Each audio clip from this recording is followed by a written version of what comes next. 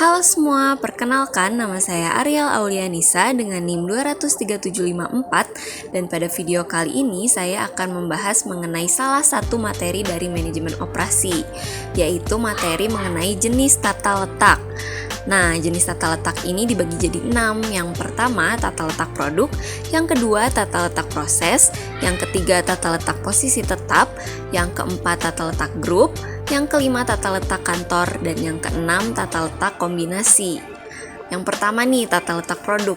Tata letak produk disebut juga flow shop atau continuous production system layout, merupakan penataan mesin, fasilitas, dan peralatan produksi menurut urutan pengerjaan untuk menyelesaikan pembuatan sebuah produk atau jasa yang akan diserahkan, di mana unit-unit yang diproduksi akan memiliki urutan proses pengerjaan yang sama. Nah, ada ketentuannya. Yang pertama itu ketentuannya produk yang dihasilkan adalah produk terstandarisasi dan ragamnya terbatas. Yang kedua, volume produk tinggi dengan tanpa variabel desain atau variabel desain yang sangat terbatas. Yang ketiga, urutan proses pengerjaannya tetap. Dan yang terakhir, proses produksi bersifat kontinu atau berkesinambungan. Selanjutnya, ini ada gambar atau contoh model umum tata letak produk, yaitu tata letak dari pabrik roti. Bisa dilihat ya teman-teman. Kemudian jenis tata letak yang kedua ada tata letak proses. Tata letak proses ini merupakan penataan tata letak fasilitas dan mesin atau peralatan produksi yang dikelompokkan menurut kesamaan fungsinya. Model ini baik untuk diterapkan pada perusahaan yang menjalankan pengolahan produk secara kelompok atau pesanan dari pelanggan secara individual.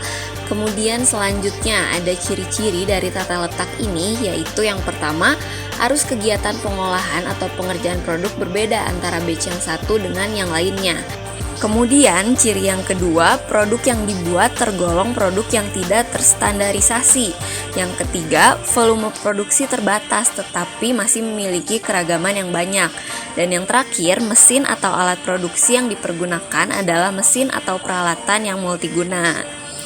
Nah, kemudian ini ada contoh gambar atau bentuk umum dari tata letak proses. Bisa dilihat biar dapat lebih mudah dimengerti. Kemudian selanjutnya ada jenis yang ketiga, yaitu tata letak tetap. Tata letak tetap ini lazim juga disebut dengan tata letak proyek. Proyek merupakan sistem produksi yang dirancang untuk memproduksi hanya satu unit produk dalam satuan waktu tertentu atau sejumlah kecil tugas dengan volume dan keragaman elemen pekerjaan yang tinggi. Pada umumnya, tata letak tetap menjadi rumit karena dipengaruhi oleh faktor-faktor antara lain yang sebagai berikut. Yang pertama itu, ruang geraknya terbatas. Proyek harus tetap berada di posisi pengerjaan.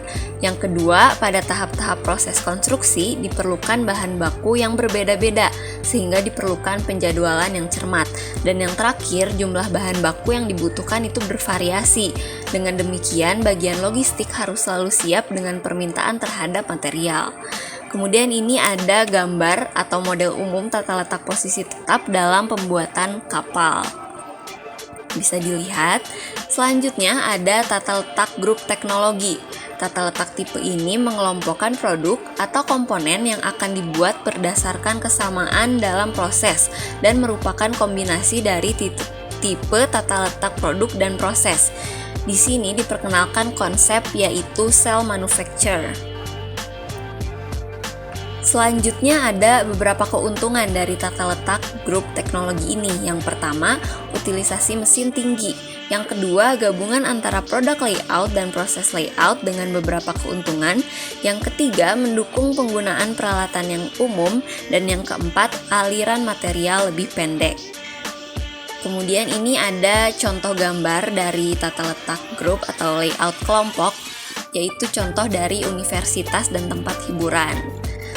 Selanjutnya, yang keenam ada tata letak kantor.